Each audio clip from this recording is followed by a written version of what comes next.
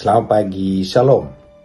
Kita sering membahas tentang anak yang hilang, yang pulang ke rumah papanya, dan papanya peluk dan diberikan banyak berkat. Tapi kita jarang membahas anak yang tidak hilang, yang tinggal di rumah. Dia mengatakan seperti ini, telah bertahun-tahun aku kerja di ladang bapa, tak satu perintah pun kulanggar, tapi kambing pun tak dapat.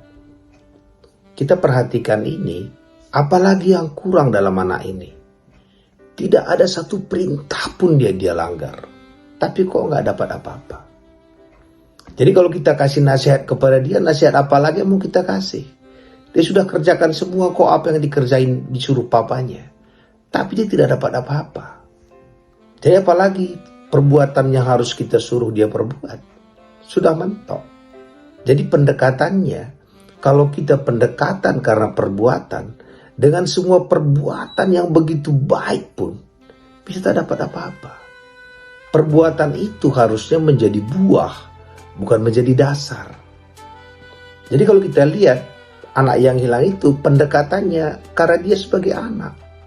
Ya anak memang baik atau tidak baik anak itu, akan disayangin oleh orang tuanya, dikasih makan orang tuanya, dikasih baju, semua dikasih. Karena anak itu dikasihi, tidak karena perbuatan dia, anak itu dikasihi karena dia anak.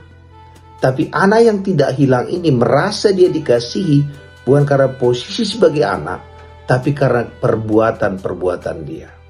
Sering kita datang kepada Tuhan pun, berdasarkan perbuatan kita yang baik, atau perbuatan kita yang tidak baik. Dua-dua pendekatan ini tidak penting bagi Tuhan.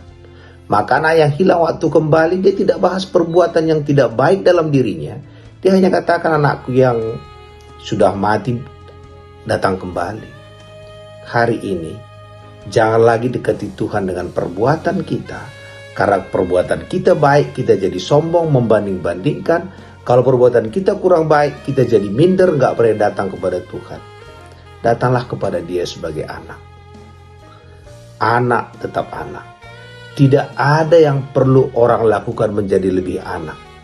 Satu saja yang perlu dilakukanlah mempercayai bahwa Bapa di sorga itulah Bapa kita. Dan karena dia Bapa kita, kalau dikatakan kalau Bapa yang di bumi yang jahat aja tahu berbuat baik kepada anaknya, apalagi Bapa yang di sorga. Kalau Bapa yang di sorga memelihara burung-burung di udara juga, bukan orang tua burung itu melihara dia, tapi Bapa kita, apalagi kita. Kalau Bapa kita mendandani bunga bakung yang hari ini ada dan besok akan hilang, apalagi kita. Hari ini kita sebagai anak-anaknya, percayalah status kita sebagai anak selama-lamanya, maka kita menjadi ahli waris di dalam Tuhan. Mari dekati dia sebagai posisi anak.